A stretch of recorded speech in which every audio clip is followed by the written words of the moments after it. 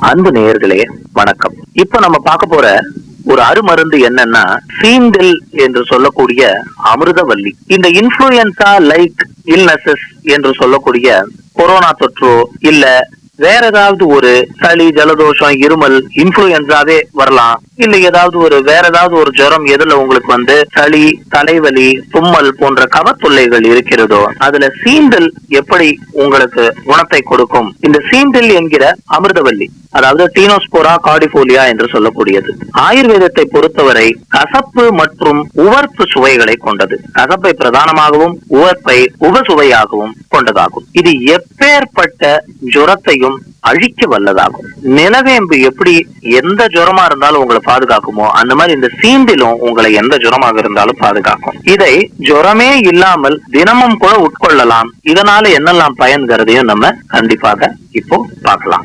தினமும் சீந்திலை பொடியாக வாங்கி உட்கொள்வதனால உங்களுடைய உடம்புல இருக்கிற எதிர்ப்பு சக்தி, ஆயுர்வேதத்துல வியாதி க்ஷமத்துவம்னு சொல்லுவாங்க, உங்களுடைய இம்யூனிட்டி பவர் நன்றாக வளரும். குழந்தைகளுக்கு கொடுக்கலாமா என்று நிறைய பேருக்கு இதுல சந்தேகம் வரும். ஏன்னா கசப்பு துவர்ப்பு இருக்கிறது, குழந்தைகளை என்ன பண்ணுவாங்கன்னு கொஞ்சமாக எடுத்து தேன்ல கலந்து, கொஞ்சம் நான் சொல்றது 5 வயதுக்குள்ள இருக்காங்கன்னா 1 வயசுக்கு 1 சிட்டிகைன்னு வச்சுக்கோங்க, 5 வயசுக்கு 5 சிட்டிகை, அத கொஞ்சம் தேன்ல கலந்து நாக்குல தினமும் தடவி விடலாம்.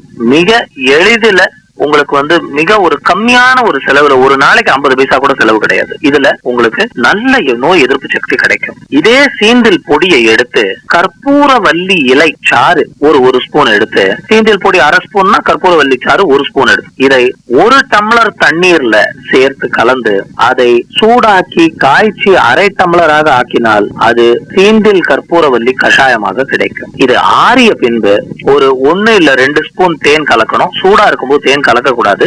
ஆறிய பின்பு தேன் கலந்து 1 இல்ல 2 சிட்டிகை இந்துப்பும் கலந்து தினமும் குடித்து வர எப்பேற்பட்ட சளி இல்ல நாள்பட்ட ஜுரங்கள் கண்டிப்பாக குணமாகும்.